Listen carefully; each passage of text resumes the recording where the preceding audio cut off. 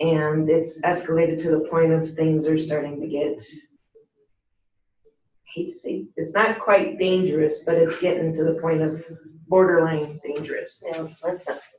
So that's why, I mean, right now on like the music, I did listen to music. So that was part of my calming areas where I turned to that instead of food.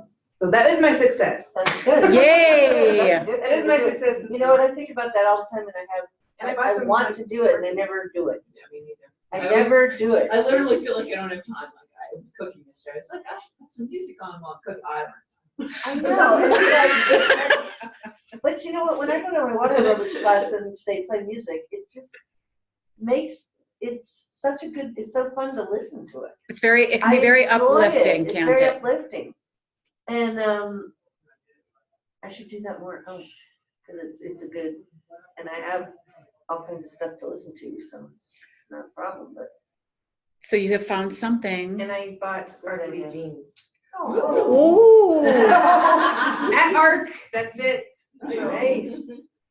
Awesome. Yeah, that was my two successes is I bought sparkly jeans and I listened to music instead of food. I love it. So I want you to continue. It sounds like this is not going to be something that goes away. This could be a little bit longer journey than you would like it to be. So doing things that make you feel good other than reaching for food, if you can. Though some of us, that's just what we choose to do to make it through a rough time. And that's how we survive. And it's to not beat ourselves up. Well, right now I have a knot so much in my stomach, I'm not hungry. And I know that's bad, but it's just, I tried to eat breakfast and I couldn't finish it. So it's like, okay. And I know about the whole nervous system and I know all this logic up here and how it works, but it's like, but to actually go through it and feel it to where it's like. Oh, of course. It's like, of course. I will take care of you eventually, but in the meantime. Yeah, right now. I read, and I don't know if this is going to help, but I read this book. Mary O'Malley is the author, and it says, "What's in the way is the way." And what she means by that is when we feel bad about something, we tend to try to push it away, fight it away, feel like there's something wrong with us, wishing things were different.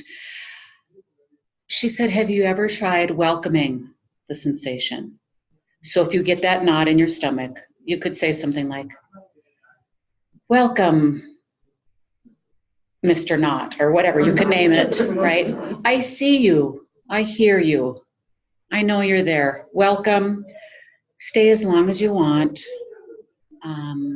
I know you're here to teach me something, but instead of thinking, I know I shouldn't be, or go away, or. My mom used to say, stop shitting on me. But maybe just try that. I don't know what she should do after my dad died. Stop shitting on me. Mm-hmm. Welcome, I see you, I hear you. What are you here to tell me? I'm here to listen.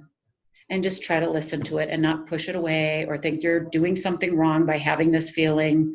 Acknowledge it. Don't try to push it away or push it down. Acknowledge it. Hello. I see you. Yeah, thank you for making me aware. There's, you try to find the good and the bad. There's good and bad in everything. So you can find something good about it. Yeah, because I think it's a much gentler way to be yourself with up. you. Yeah, and to be with life, because this is obviously, this isn't an easy thing to do, but I think The hardest thing is trying to better myself despite the resistance and the actions of another. Yeah. And that is, I'm not used to putting myself first because I'm told that's selfish. I'm used to taking crap and just being that doormat. And I'm tired. So it's just hard because I was sharing pie. And it was half a piece of pie. And I'm not even supposed to eat pie because pie makes, I know I'm not supposed to say this, but the crust makes me hurt sometimes. Wheat makes me hurt. No, I think if you acknowledge that, that's your body wisdom talking to you. But just, I know wheat makes me hurt, so I shouldn't have had the pie in the first place. It was just half a piece of pie, and I shared it with my husband. And it was just while we were sharing it, he was singing, "This little piggy went to market, this little piggy stayed home." And that just, I tried not to internalize it because I'm starting to see the red flags. I'm starting to see manipulation and control. But it's just, it's like, I need your support right now. I don't need your criticism. That's just plain mean, like, Yeah, there's no. that's just mean. There's no excuse for it. No. And so that's why it's like any other song in the world, any other thing he could have said, and it was just a half a piece of pie. Yeah, that's just evil. Well, like I said, I hate to speak poorly about anybody. Right. You know what you might want to tell your husband is, if you want to motivate me, see, some men actually think that to motivate their wife or their woman, they need to be harsh because that's how they get motivated.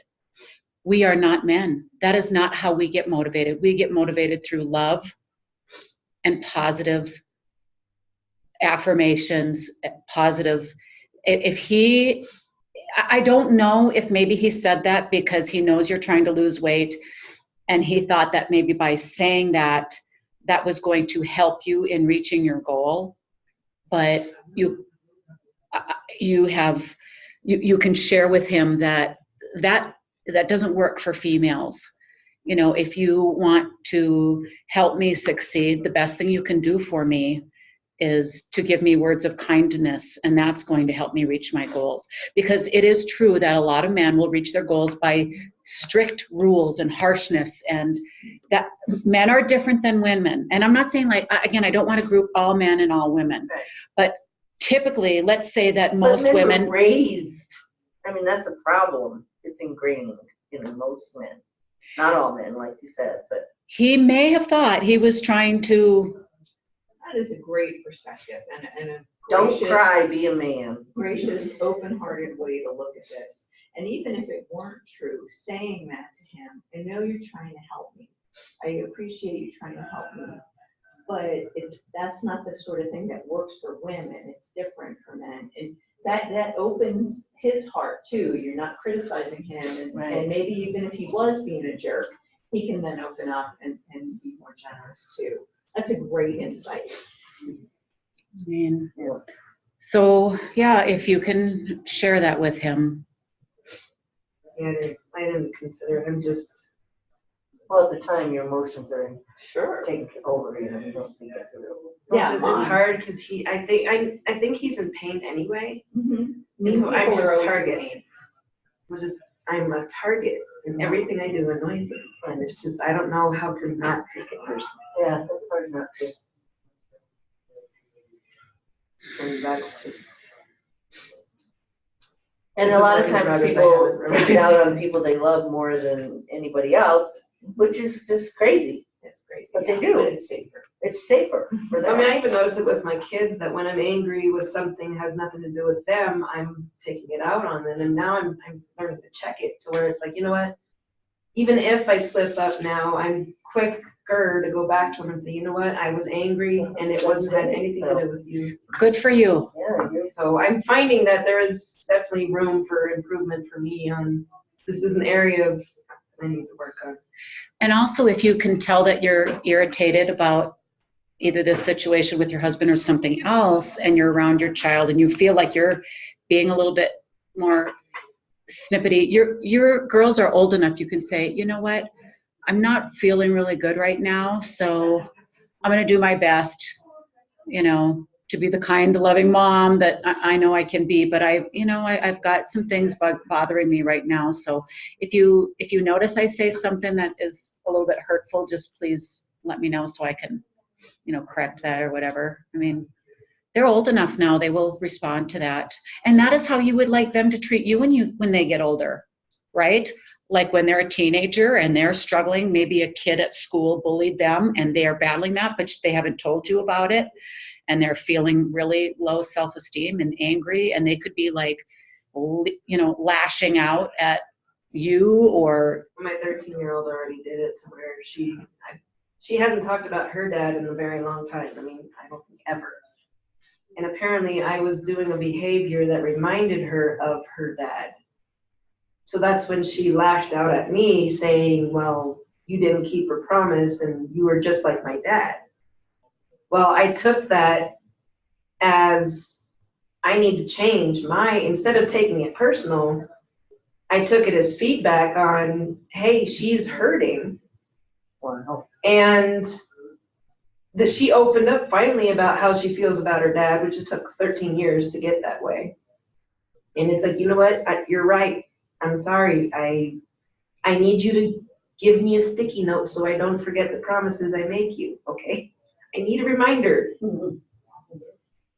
But it's just, it's easier to take the lashing of her knowing her pain versus someone who who's an adult and should know better. But I'm trying to see it from a perspective thing, but that's a work in progress. Okay. Oh. Well, we are supporting you and cheerleading you on through this tough time and here to be a support for you. So thank you for feeling like you could trust us to bring this up and that's what we're here for. Let's see. I am going to, I guess, if I get a chance, I'll go through. I had a couple of aha moments this week, but I'm going to see if I can circle back to them.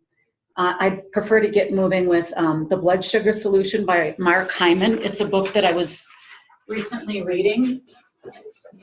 And there were a couple of things in there. Oh, here it is on the table. That I found. Wow, that's a Mhm. No kidding. That first one, I had Lynn in mind.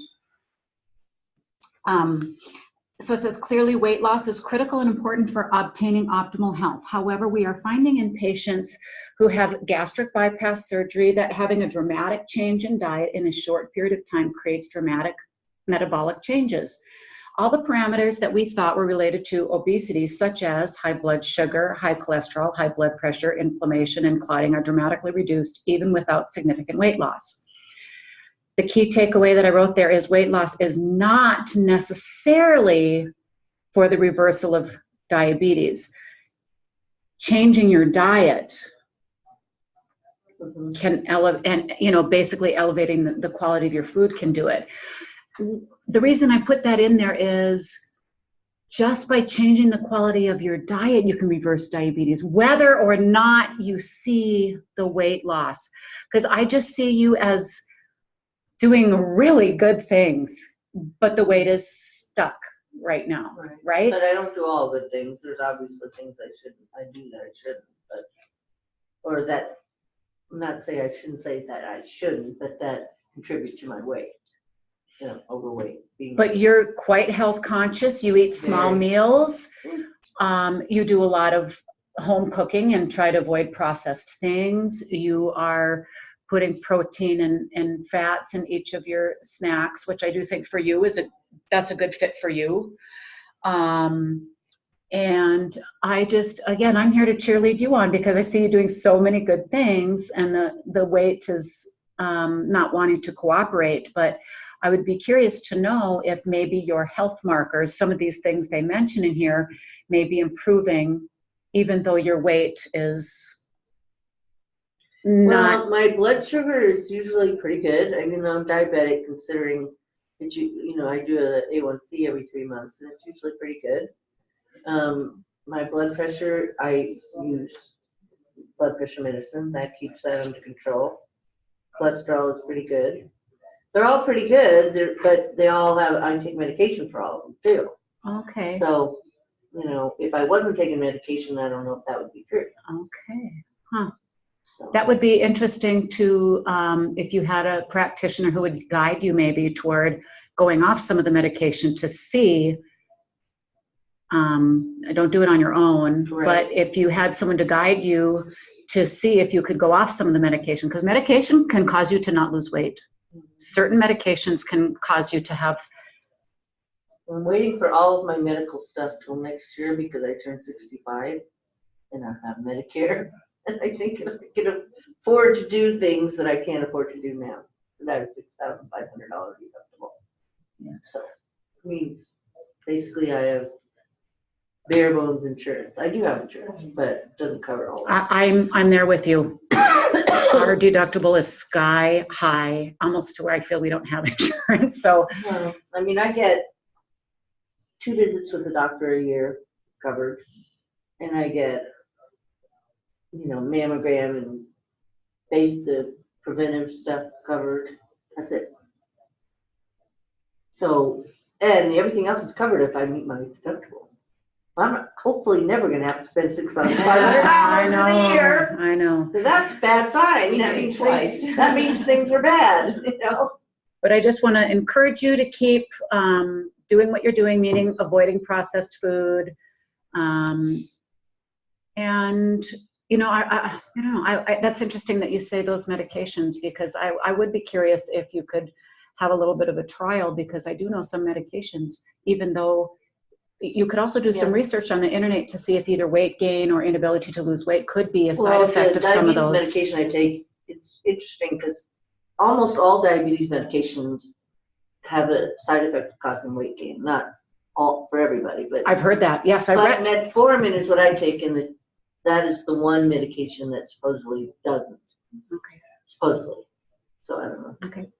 I mean, I just, that's all I take. And a lot of people, I know a lot of people have diabetes that take 2 or 3 different medications, and I've never had to do that, but thank goodness. It did mention in here that many diabetes medications will cause women to Many of them gain do, almost weight. all of them do, but metformin is supposedly the one that doesn't. So. Okay. All right. The second bullet point was for Jabril and Kathy. And so that talks about diet drinks. Right. Because Jabril mentioned to me that he has diet soda, and I wasn't real clear on how often, and he was kind of puzzled as to why that could have you gain weight. And so what it talks about in here is a study of over 400 people found that those who drank 2 diet sodas a day had 5 times the weight circumference as those who did not drink soda. How is that possible? Because these diet sodas have no calories, right? We're told there are no calories. And then we also, science has told us it's calories in versus calories out. So if Diet Coke has no calories, how can that be possible? Well, it says the artificial sweeteners that are found in these, they fool your brain into thinking you're getting something sweet when it's an artificial sweetener. And this disrupts the normal hormonal and neurological signals that control hunger and satiety, which means the feeling full, which can trigger you to consume more calories and gain more weight. I do know a gentleman that I used to work with who did nothing other than quit drinking Diet Coke, and he lost 15 pounds. So I don't think, anybody drink a lot of diet soda in here? I do, yeah. You do? The problem with this is the directionality in that study. I mean, who drinks diet soda? People who are overweight drink diet soda. So that's not really the best conducted study. I mean, not to say that the theory is wrong, but that's not a good proof of it. Have you ever thought about, instead of diet soda, getting sodas from the health food store, or like seltzer water with some kind of fruit juice or something like that, instead of the Diet Coke with the artificial sweeteners in it? Have you ever tried some stuff? I thought about it. It's more of a hassle. My husband, we bought a soda stream for him, so yeah. So it's an option, but yeah, I'm not really concerned. Okay. Again, I don't really think it says we don't have any good evidence that artificial sweeteners yet are causing a big problem. So it's one of those things I also don't worry about. Okay. And see, and I am a big believer that artificial sweeteners are really, really bad for you. So yeah, I do go. We may find that, but we don't have any evidence yet. And this one study isn't good. there may be other studies that show something else. I don't stay as up on the research as I used to. It's certainly, if you're wanting to lose weight and you don't know why you're not losing weight and you are drinking diet soda, it is worth, that's what we're doing here. It's an exploration, you know, try different things because you could be stuck in something that's, you know, inhibiting you from losing weight. And this is an exploration. And so try different things. And so diet sodas could be one of them. The other thing actually that I was going to talk about up here was gluten. And I guess I'll kind of shift to that since I kind of led into it. But I had an aha moment. Actually, I thought about this for a while. I haven't eaten a lot of gluten in a long time, but you know, when I was giving the example last week about eating 2 slices of pizza, my daughter and her thoughts versus me eating 2 slices of pizza and my thoughts, I'm thinking I'm going to gain weight. Well, it's not because of the pizza necessarily, it's gluten. And so I did a couple experiments this week with gluten, and I had a donut, and it was late in the afternoon, about 4:30. And when I went to bed that night, I felt like I had drank coffee. I had heart palpitations, and I was restless, anxious, and I really feel, I don't think so. I don't think so. I think it's the gluten. Or is it your expectation? Yeah. You know, I don't I know. don't know. I don't know for sure. But the next day I tried again. It was a healthier bread, but it was made with gluten. And I tell you, I had energy, and I'm like, holy cow. Oh, see, I didn't know gluten would do, I thought Yeah. gluten was gave you digestive Yeah, problems. that's Well, that's what I thought too, until this is where I made the connection, is this book. I read some stuff in here that I'm like, aha, I think I have, my reaction with gluten is that it does rev me up almost similar to caffeine. And so that was my aha moment. And that was the reason for me telling that story, is if you've never tried going gluten-free for, again, we're doing explorations here, try it for like maybe 3 weeks. Do you notice anything different? And then try to eat gluten again. Do you notice? We're working on body wisdom here. So a lot of us do have sensitivities to gluten, even though we're not hardcore celiac, where it's obvious that you get like debilitating, stomach ache or something. But some of us have sensitivities that it's not working for us. It's so, again, just, the 2 main allergies that I am aware of is gluten and dairy. But there's others like eggs and soy, and of course, a whole bunch of others that can be, some people like are allergic to bananas, but that's really, really rare, or apples, and that's quite rare. But, if you've never tried some of these, dairy and gluten especially, you could try going without them for about 3 weeks. And then when you eat them again, listen carefully. Again, not proven by science, but my take on food allergies, since they are so often the things that we eat tons of in our society, is that it's just too much. It's just too much gluten. It's just too much soy. Soy is in everything, and too much dairy. And a lot of times you'll see people who then restrict it can go back to start eating it again, because the body has stopped, potentially the body has stopped overreacting to it. So that's true too. Because the idea of like never eating gluten again seems like so sad. I don't, so, maybe you try it, you reduce it, then you can go back and eat gluten, just not as much. Or in smaller amounts. Yeah. Or if you eat it in combinations with other foods, where you have your protein and your fat, and you have a little tiny piece of, again, it's all an exploration, but we're trying to really check into our body wisdom. And what is it trying to tell you? It's giving you answers. And I can't tell you what to eat, because your body's telling you different things than my body is. So, and that's the wonderful thing about what I like about the Slow Down Diet book, is it's really trying to teach you to tune into your own body wisdom, because there are messages there. The next bullet point there, it says how big food, big farming, and big pharma are killing us. Okay, he can be kind of dramatic and use dramatic words. Okay, junk food processed from and made cheap by government subsidies, such as the 2010 Farm Bill, are heavily marketed by mega food corporations such as Kraft, Tyson, Sara Lee, General Mills, Kellogg, Coca-Cola, and Pepsi-Cola. Government subsidization is how a Twinkie with 39 different ingredients and a hefty marketing budget can cost less than a head of broccoli. These processed foods are driving the obesity rates up.